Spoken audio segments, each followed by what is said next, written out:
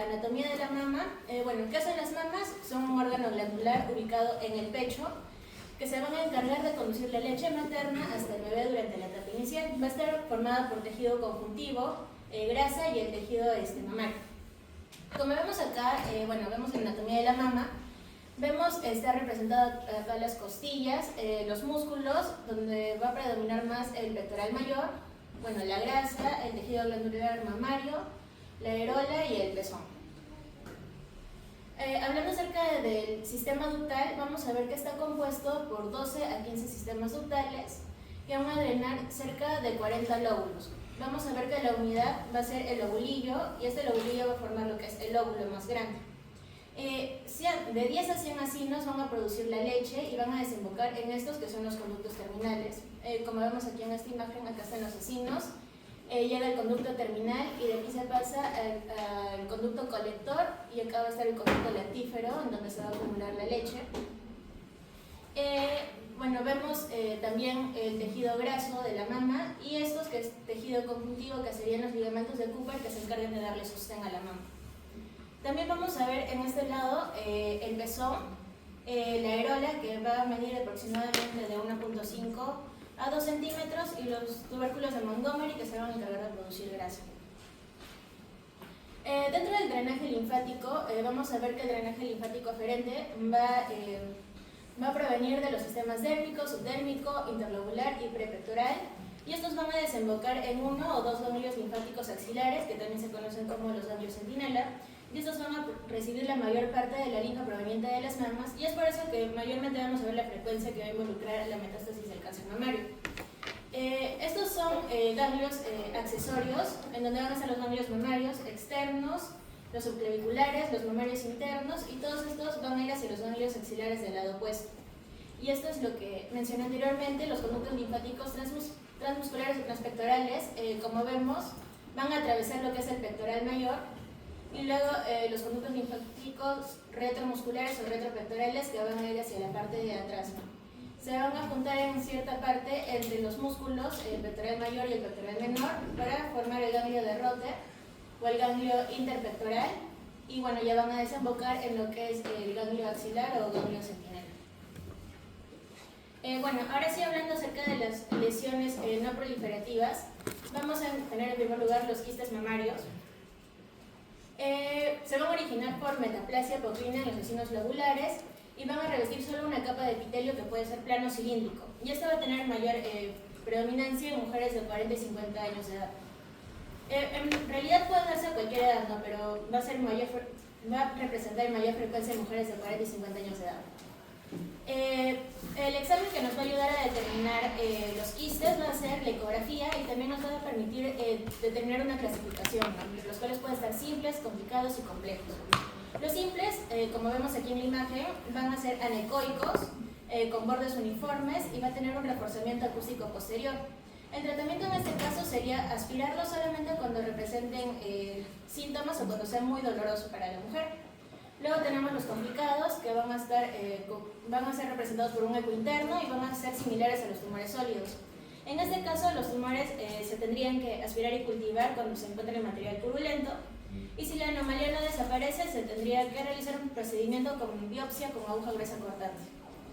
Y luego tenemos los complejos, ¿no? Que van a representarse aquí, como vemos en la imagen, por tabiques o masas internas.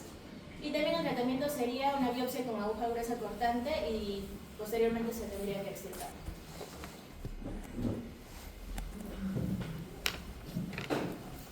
Bueno, vamos a continuar hablando de lo que son los fibroadenomas. En sí, los fibroadenomas se consideran como una anomalía embrionaria focal del lóbulo mamario, por lo tanto no se considera una neoplasia verdadera. En cuanto a lo que es el estudio histológico, va a estar conformado por estructuras importantes como pueden ser las glandulares, las epiteliales y las quísticas, junto añadido a lo que es un estroma celular. En su etiología, bueno, las causas del fibroadenoma son discutibles, pero mayormente se cree que la principal causa por los que estos fibroadenomas se producen es por una causa hormonal. Existe sí una causa genética, pero no es tanto acertada. Además de que, según esta etiología hormonal, la relación con la sensibilidad del tejido mamario en respuesta al estrógeno es en sí la causa por la que existen estos crecimientos de los fibroadenomas. Se habla también como está relacionado hormonalmente durante la posmenopausia, como hay una reducción de estas hormonas, se espera que estos fibroadenomas reduzcan su tamaño hasta desapareciendo, y también se habla sobre una etiología que está más acertada a las mujeres que están con un tratamiento de anticonceptivos orales que se administren antes de los 20 años, ya que estos aumentan su riesgo.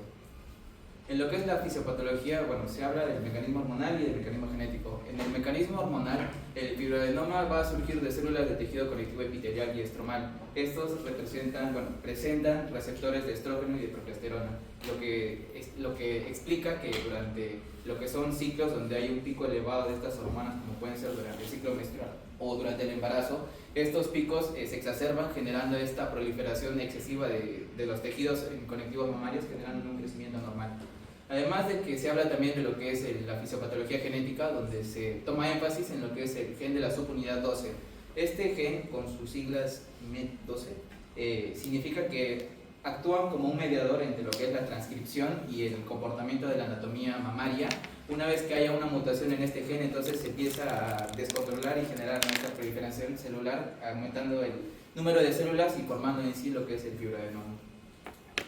En lo que es la evolución, bueno, el principal factor importante que es la edad, ya que se da en pacientes que son desde los 14 hasta los 35 años, mayormente dando énfasis en la adolescencia o en la edad fértil, donde un diagnóstico es más común en las premenopáusicas, como les había dicho, que como es relacionado a hormonas, cuando se habla de una mujer posmenopáusica que va a tener menores cantidades de hormonas, entonces estos fibroadenomas son raros, pero no es imposible, además de que suelen desaparecer durante el climaterio. En lo que es la clínica, bueno, es importante saber que estos fibroadenomas no duelen, o sea, son indoloros, son móviles, solitarios, y se expresa, bueno, la paciente va a señalar o describir una masa sólida de rápido crecimiento, la cual va a tener una composición elástica con bordes regulares.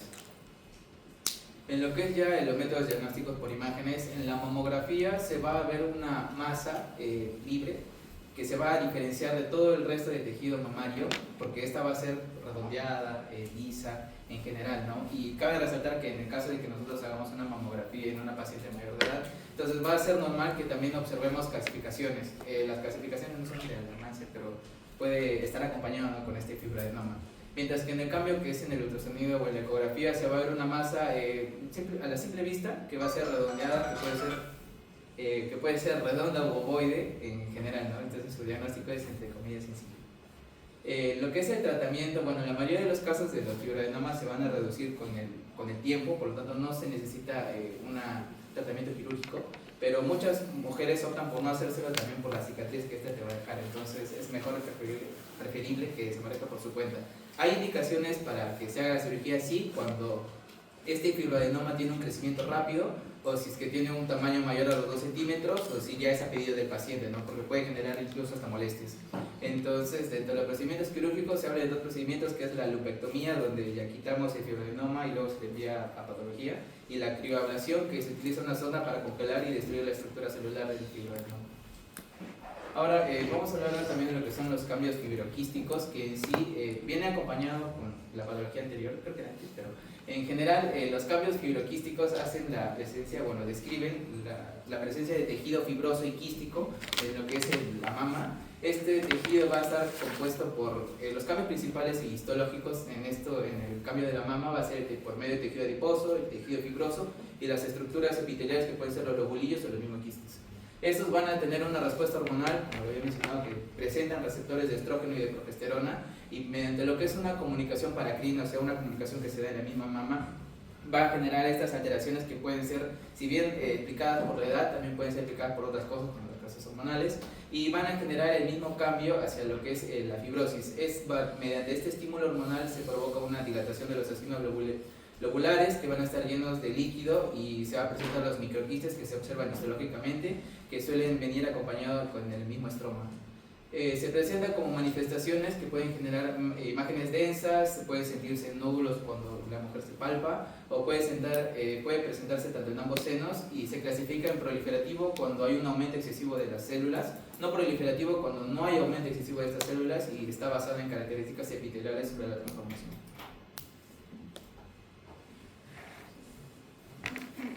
Bueno, continuando con la exposición, ahora vamos a hablar de las lesiones proliferativas sin atipia. Tenemos en primer lugar lo que es la hiperplasia ductal y lobular. Como ya mencionó mi compañera en anatomía, pues tenemos de que los conductos terminales y los acinos se van a encontrar revestidos en el interior. Haciendo un zoom, acá podemos ver de que vamos a encontrar la composición de esto. Vamos a tener primero lo que es un epitelio luminal cuboidal y va a haber una capa externa de células piñoepiteliales.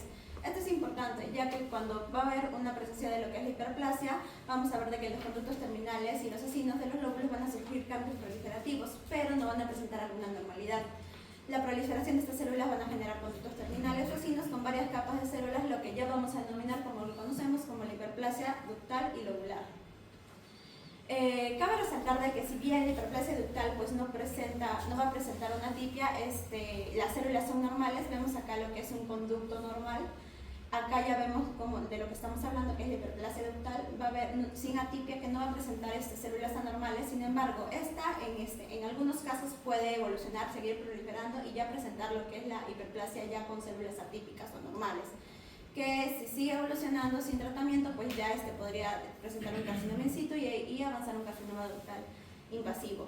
Pero sucede en muy pocos casos y generalmente lo que no requiere un tratamiento excepcional ni en muchos casos requiere cirugía. Sin embargo, solamente en pacientes de alto riesgo pues, de padecer cáncer, ya sea por herencia, predisposición, pues se recomienda, como se dice, un control y manejarlo, ir viendo que pues no prolifere más, no genere anormalidades o en algunos casos suele regresionar solo. Vemos de que la hiperplasia ductal o lobular atípica puede lograrse cuando la transformación de esta va a avanzar, como les mencioné, y estas dichas estructuras ya pueden llenarse o empiezan a mostrar ya una atipia nuclear a ese nivel. Y pues si sigue evolucionando, pues ya cuando ya se dañan los conductos terminales o acinos, ya puede empezar a generar lo que es un cáncer in situ. El riesgo relativo de padecer cáncer mamario en el caso de hiperplasia epitelial típica es de 1 a 5 y cuando ya se forma un proceso de hiperplasia típica, pues puede ser ya de 4 a 5 de los casos. Ahora tenemos lo que es la adenosis esclerosante.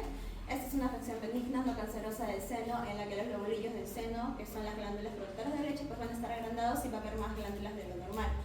Esta adenosis, pues más que todo suele ser un hallazgo casual, ya que los pacientes suelen venir por otros síntomas o por otra queja, y en el examen que se realiza como la mamografía pues puede presentarse este hallazgo. En la mamografía va a presentarse como microcalcificaciones, distorsión de la arquitectura y también puede presentarse una lesión nodular que también se conoce como una adenosis nodular o tumor adenoide en algunos casos. Esto suele asociarse también a lo que es la hiperplasia epitelial, papilomas y cicatrices radiadas.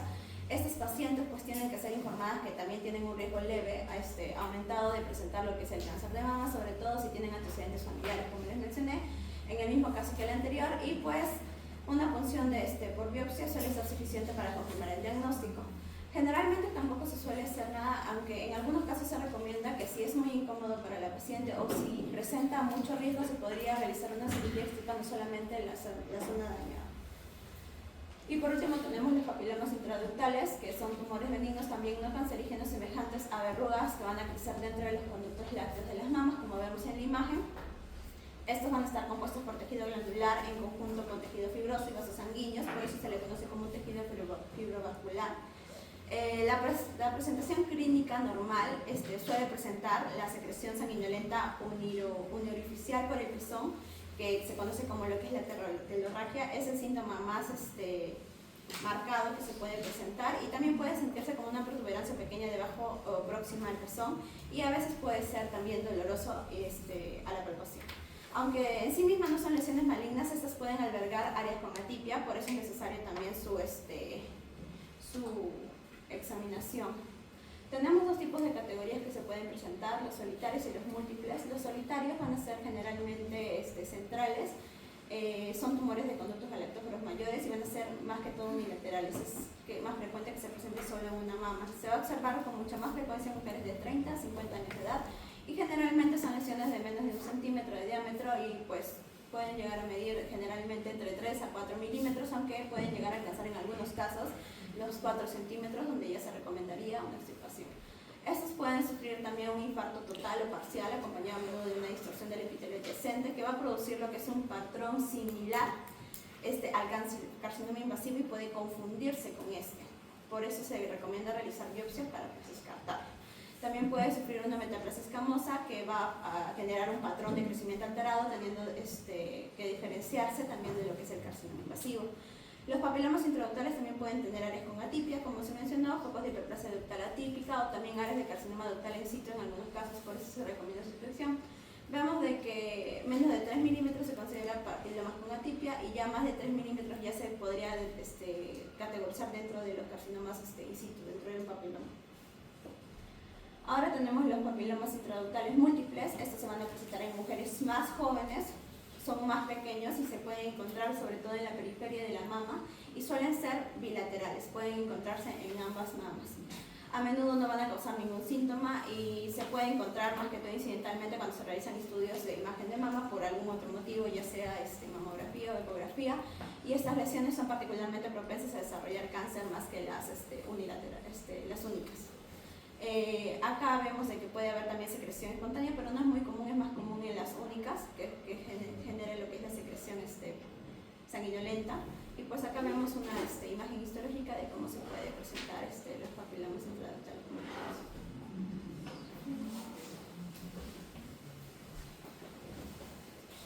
Ahora vamos a ver las lesiones proliferativas con atipia. Siguiente, por favor. Dentro de estas tenemos al carcinoma ductal in situ. También tenemos al carcinoma lobular in situ. Estos de aquí son dos precursores que pueden llegar a ser ya un cáncer invasivo. Esta de aquí es una patología que se ha estado encontrando en los últimos tiempos en mayor cantidad debido a que se ha implementado la mamografía como un método de tamizaje, ¿no? Entre los mujeres mayores de 40 años se hace más frecuente la mamografía. Es por eso que se ha llegado a encontrar más esto, porque se suele encontrar como microclasificaciones en las mamografías. Estas de aquí, por definición, son células cancerosas que rellenan varias porciones de un sistema de conductos mamarios, pero con la característica de que sin invadir más allá de la membrana basal. Esto es la diferencia de los invasivos, ¿no? Este de aquí sería el paso hacia que fuera invasivo, pero en este caso no se presenta. La epidemiología, pues esta de aquí, por sus siglas C y S, conforma el 20% de los cánceres detectados con mamografía y tiene ciertos factores de riesgo, ¿no? El principal es la edad. Como hoy tenemos la edad, usualmente se encuentran en un pico en mujeres de 60 años y 74 años. Es más inusual que sean de 25 años o menos. Con respecto a la raza, es más frecuente en mujeres caucásicas, a diferencia de las mujeres afroamericanas, asiáticas y hispanas, que se suelen encontrar menos. Con respecto a la historia familiar, es más frecuente cuando hay una historia familiar de carcinoma de mama, estas tienen un mayor riesgo. Igual la predisposición genética, con alteraciones o mutaciones en los genes BRCA1 y BRCA2, esas aquí van a tener mayor riesgo de poder desarrollar este carcinoma. La densidad de la mama es un factor que está discutido, ¿no? Hay algunos autores que indican que sí, pero suele considerarse también un factor de riesgo la densidad de la mama. Es decir, el aumento de la densidad de la mama. El índice de masa corporal también. Igual los partos e hijos. Aumenta el riesgo en mujeres que no tienen hijos o que tienen un único hijo, o mujeres que tienen su primer hijo en una edad avanzada. También la terapia de reemplazo hormonal es un factor de riesgo que no se ha demostrado en la relación todavía. Siguiente, por favor.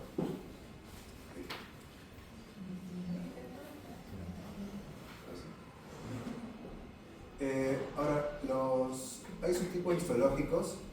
Tenemos los no comedo y los comedo. Dentro de los no comedogénicos tenemos el papilar, el micropapilar, el sólido y el cribriforme. El comedo también son lesiones de alto grado y con abundante proliferación celular. Los comedo tienen una necrosis central. Aquí vemos un corte histológico de un foco de... ambos cortes son de la misma mama, solo que ese de aquí es otro foco y ese es otro foco. En este foco vemos un carcinoma ductal in situ tipo comedo, en el cual hay una necrosis central y está clasificado alrededor. Este de aquí es una lesión invasiva, es decir, es un carcinoma invasivo. Ahora, hay diferentes perfiles de biomarcadores que tienen los carcinomas ductal in situ. Hay algunos que son con receptores de estrógenos, a progesterona y otros receptores de factores de crecimiento epidérmico de tipo 2. Eso de aquí nos va a ayudar a poder dar como tratamiento también, ya que los que son con receptores de estrógenos y progesterona, esos de aquí suelen responder a una terapia endocrinológica. ¿Ya? Tiene que ser mayor al 10% de las células que tienen positivo para que sea considerado dentro de estos. Mientras que los HER2 tienen por decirlo así, un pronóstico más negativo, ya que estos de aquí posibilitan más el desarrollo y la evolución del cáncer, es decir, en ese tipo de receptores. ¿Ya? También hay subtipos moleculares, tienen ciertos fenotipos, hay luminal A, luminal B, con expresión de HER2 similar al fenotipo basal y no especificable. Cada uno va a depender de ciertos sitios, como son los receptores de estrógeno, progesterona, el factor de crecimiento epidérmico tipo 2 y también incluido la citoqueratina 5 y 6. El luminal A y el luminal B se diferencian principalmente en el HER2. En el luminal B es positivo y en el luminal A es negativo, mientras que lo demás es igual. En diferencia con la expresión de HER2 y similar al fenotipo basal, igual hay una diferencia en el HER2. Es positivo porque es un HER2 obviamente. Y los no clasificados son negativos para todos los tipos de receptores. Ahora, la clínica no hay una manifestación específica de esta de aquí. Usualmente se puede encontrar en una mamografía de rutina y en el examen físico es raro que se encuentran algún tipo de masa, ¿no? Hasta el 80% de las lesiones son impalpables. El diagnóstico y tamizaje pues, se va a encontrar en el 90% de los casos por imágenes, únicamente por estos. Obviamente después de haber hecho un diagnóstico con historia clínica, examen físico detallado, imágenes y biopsia, ¿no? Porque el siguiente paso en la mamografía es la biopsia. Como mencionó hace rato, en la mamografía se encuentran microclasificaciones en el 70-80% de los casos. Es lo más frecuente que se puede encontrar. Y estas microclasificaciones son más frecuentes aún en los tipos comedo y también en los tipos cribiforme. Y van a ser menos frecuentes en los tipos micropapilar. ¿Ya? Ay, perdón. Ya. Ahora las biopsias. El siguiente paso de la mamografía son las biopsias. En primer lugar, luego que se hace la mamografía, se hace la biopsia, cuando hay la sospecha se va a realizar esta, ¿no? Entonces se hace la biopsia de las microclasificaciones agrupadas. Si el área normal es muy extensa, se toma de varios puntos, esas de aquí luego tienen que ser pasadas. Bueno, la biopsia puede ayudar también con la ecografía o con el arpón. Y luego esos fragmentos que se extraen van a ser sometidos a un control radiológico para ver si son microclasificaciones. Los métodos de biopsia son distintos. ¿Cuál no se va a hacer? Con la punción de aguja fina. Con eso no se hace. Se tiene que hacer con la biopsia con aguja cortante, llamada throughput. Y la marcación con arpón también se puede utilizar. Las características histológicas que se encuentran en la biopsia, histológicamente el carcinoma ductal in situ se va a caracterizar por una proliferación de células neoplásicas confinadas a la membrana basal. Esto es importante, ¿ya? Y no va a invadir el parénquima normal. El tratamiento va a basarse en una resección quirúrgica, puede ser por radiación posterior o únicamente radiación quirúrgica y también puede apoyarse en la terapia hormonal. Va a depender de la cirugía que se vaya a realizar. En la cirugía conservadora de mama, o también conocida las PST en inglés, esa de aquí es para, inclusive para poder prevenir la aparición de un carcinoma de mama invasor, ¿no? Esa de aquí suele ser más preferida porque pues, es menos, estéticamente se va a ver mejor, ¿no? Y también tiene que verse con las contraindicaciones que se hagan, ¿no? Si es muy grande la extensión, en esos casos tiene que hacer una cirugía, pues, una mastectomía total, ¿no? Ciertas ventajas que tiene es que esta de aquí es recomendada debido a que tiene un bajo riesgo de complicaciones, mejores resultados estéticos y menores costos hospitalarios. Y si se deja un margen quirúrgico de 2 milímetros, reduce la recurrencia de esta lesión en la misma mama.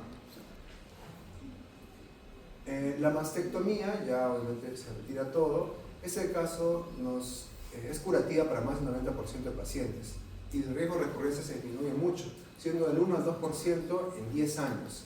Esta de aquí, cuando se realizan estos pacientes, los pacientes posteriormente van a necesitar que se haga una reconstrucción mamaria inmediata, ¿no? Y a diferencia de la mastectomía parcial que mencioné antes, la anterior necesitaba que sea una radioterapia posterior. En este caso ya no necesitan la radioterapia posterior. La terapia hormonal, como mencioné, va a depender de qué tipo de receptores pueda tener esta lesión.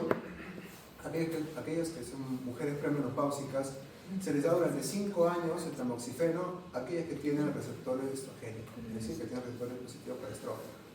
Y obviamente previamente se sometieron a la BCT, ¿no? Cuando son mujeres posmenopáusicas con receptores hormonales positivos, también se les puede dar anastrozol por hasta 10 años. Se puede dar ambos, ¿no? Pero hay que ver los pros y los contras porque tiene ciertos efectos adversos. El tamoxifeno genera más riesgo de cáncer endometrio. Y el anastrozol genera un riesgo de fracturas y de síntomas musculoesqueléticos. El otro es el carcinoma lobular in situ. También es un pre a llegar a un carcinoma invasivo.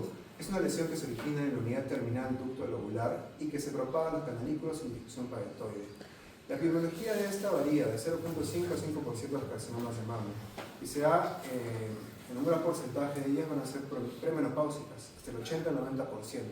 Los factores de riesgo pueden ser similares al anterior, pero se hace más énfasis en la historia familiar del carcinoma de mama, que va a ser el principal, ¿no? Manifestaciones clínicas no va a tener muchas, o sea, no es algo que se pueda, no tiene algo específico igual que el anterior, ¿no?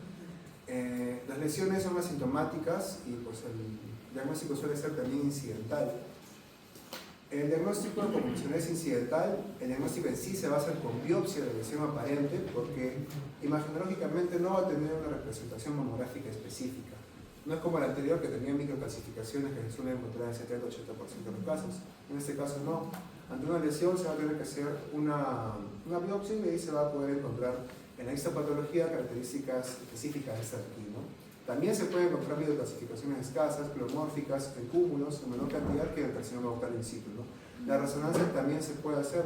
Es importante porque ese carcinoma lobular in situ tiene un alto porcentaje de aparecer en ambas mamas y no solo en una. Por eso que la resonancia va a tener una visión de ambas y va a ser más útil. En la histopatología, macroscópicamente, tiene una condición fibroquística y a veces material necrótico, ¿no? Y microscópico, una unidad terminal del ducto lobular repleta de células monótonas, pequeñas, redondas o cuboides, escasamente diferenciadas. Es importante diferenciar de que tiene que haber más del 50% de estos para que sea considerado como un carcinoma lobular in situ, porque si es menor a este, se va a diagnosticar como una hiperplasia lobular atípica.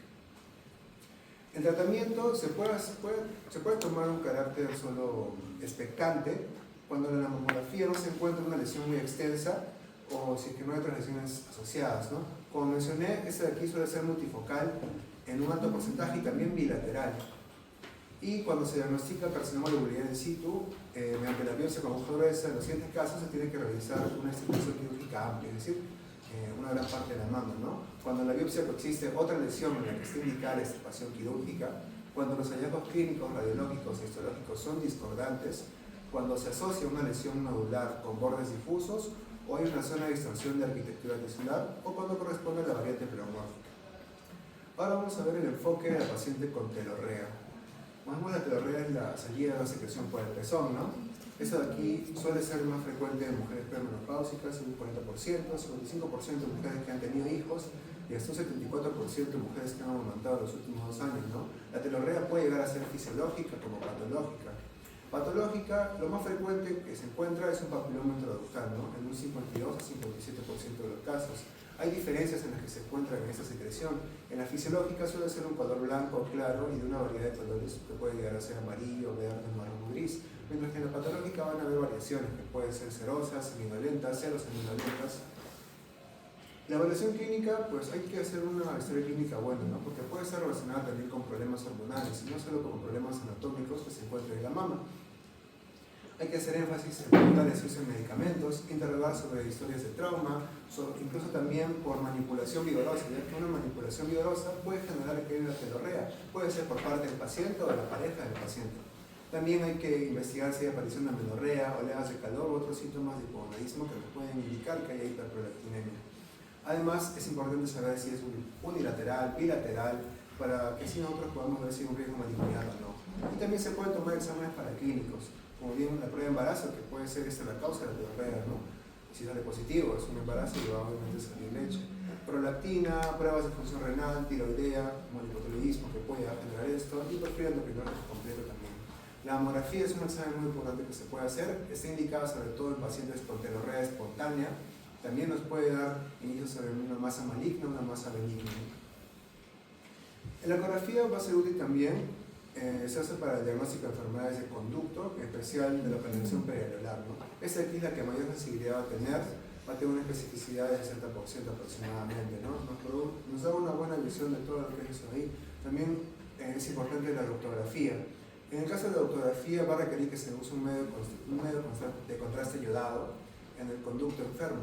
Tenemos que tener un acceso directo a este conducto y ver si es que hay algún tipo de anormalidad, ¿no? Podemos ver un defecto en el llenado intraductal, una obstrucción del conducto completo, una irregularidad de la pared.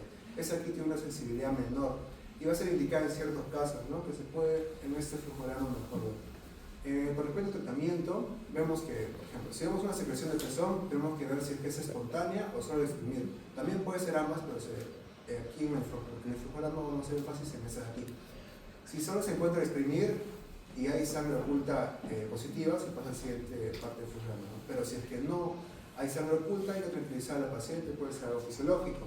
Si es espontánea, de un único conducto, hay que ver si es una secreción patológica, ¿no? Vemos si es hemática, si es serosa, si tiene sangre oculta tal vez, y si en caso sea así, se hace un estudio de imagen general con mastografía, es una mamografía, estudios de imagen circunscritos, se puede hacer una ecografía peridural, una galactografía, una galactoscopía. En el caso de que la espontánea tenga conductos múltiples, hay que hacer una anamnesis, con lo que mencioné antes, el uso de medicamentos, y también hay que hacer un dosaje de ciertas hormonas, porque en este caso hemos sospechado de una hiperprolactinemia, de hipotiroidismo, de embarazo, ¿no? Si es un embarazo, hay que tranquilizar al paciente porque, bueno, es fisiológico, no es parte del embarazo. Y es un hipotiroidismo, hay que ver, se puede restituir las hormonas tiroideas y ver si se soluciona esa secreción. Y en la hiperprolactinemia también, en ese programa nos indican que es una resonancia del cerebro, ¿no? Obviamente esto va a variar según el nivel de prolactina que se encuentre.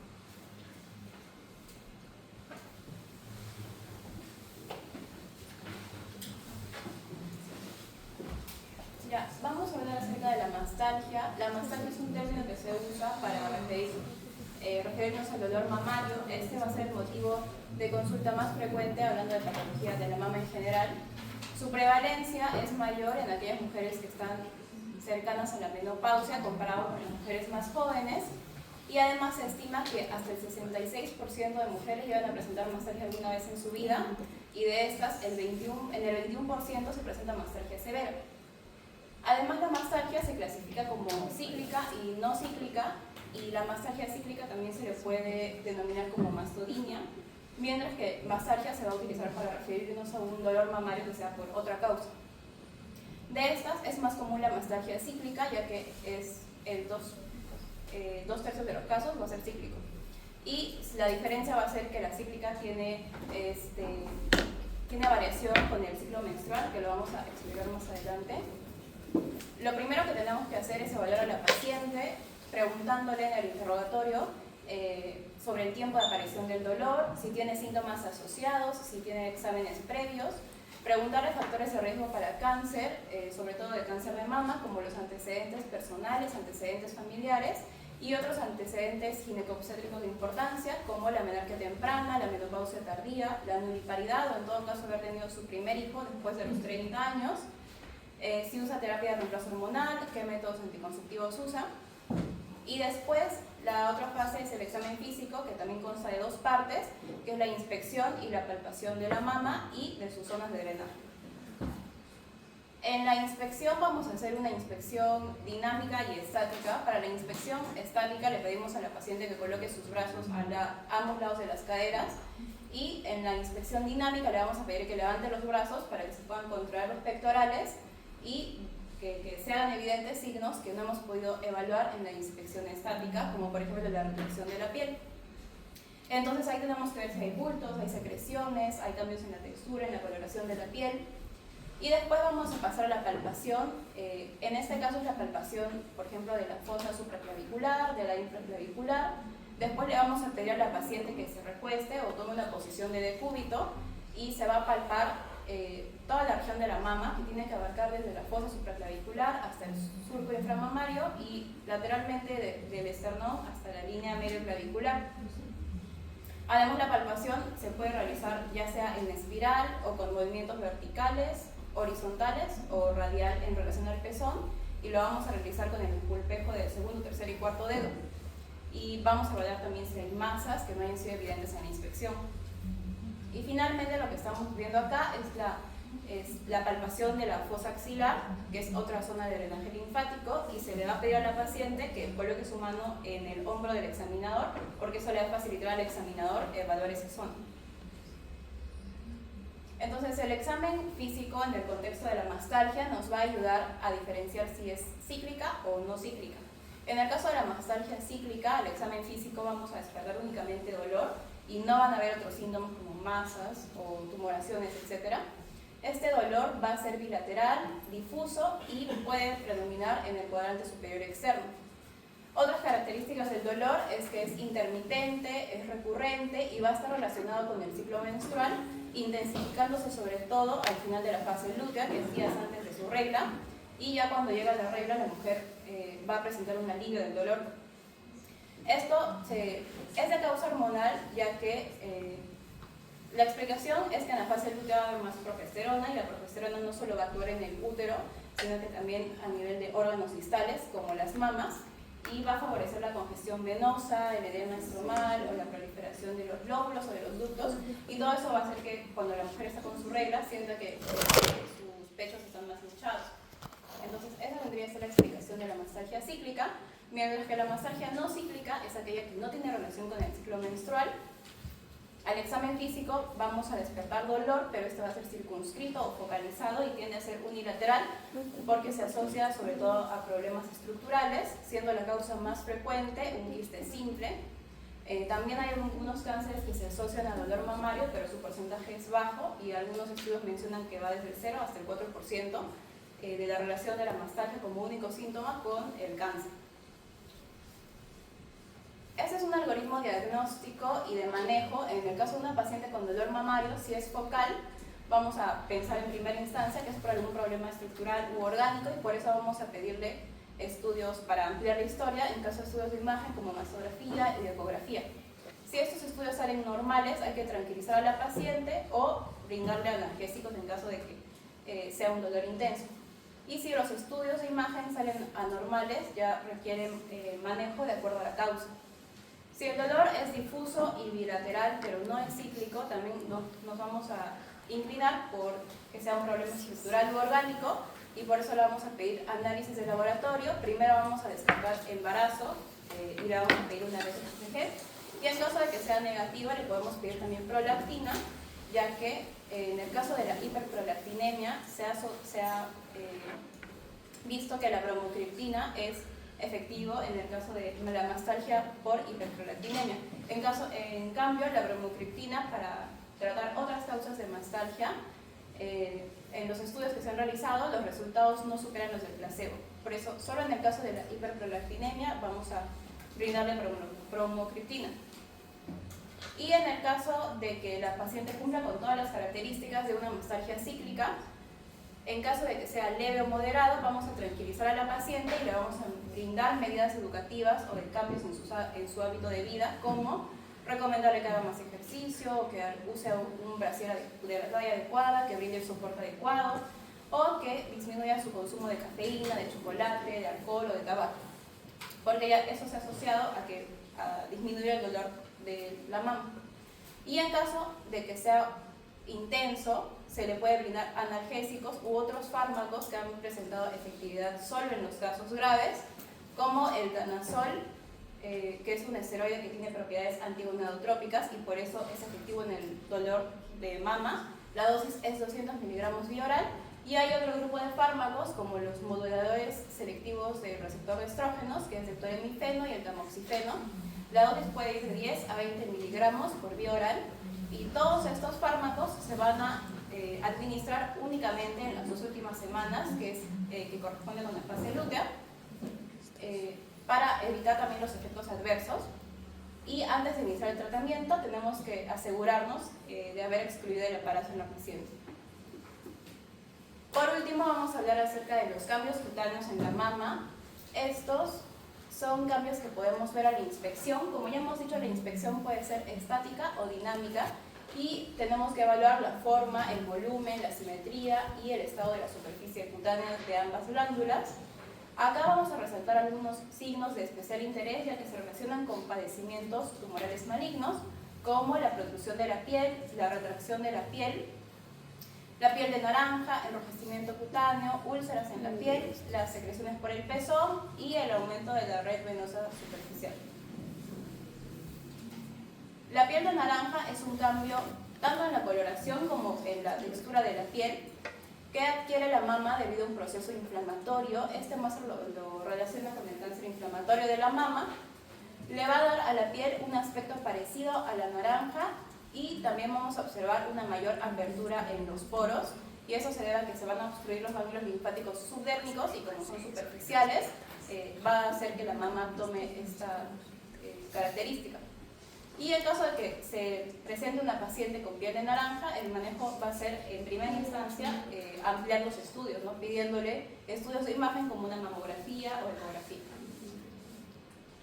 Después tenemos el enrojecimiento cutáneo, que vienen a ser cambios en la coloración y que a veces se van a presentar con cambios en la temperatura, ya sea en un área específica o general en toda la glándula.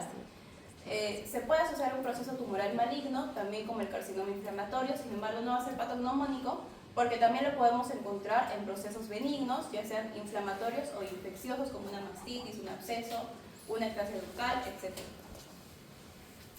Y la salida de secreción, que puede presentarse de forma espontánea o provocada, esta va a ser fisiológica, que puede presentarse en puérperas, en mujeres que están de lactar, o patológica, y la patológica puede presentarse de aspecto seroso, serohemático o sanguíneo, y sobre todo si es patológico, uniporo y el líquido es sangre, ese es el que tiene más importancia porque es el que se asocia más frecuentemente a los padecimientos malignos. Muy bien.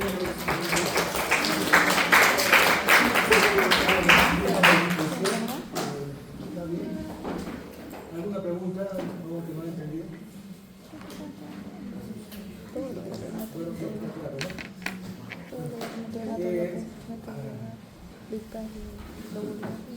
Van a sacar una hojita. Más que todo es como asistencia, ¿verdad? Entonces, son 5 preguntas que le van a preguntar. Las escriben, 5 de las, solamente de las, son 7, ¿no?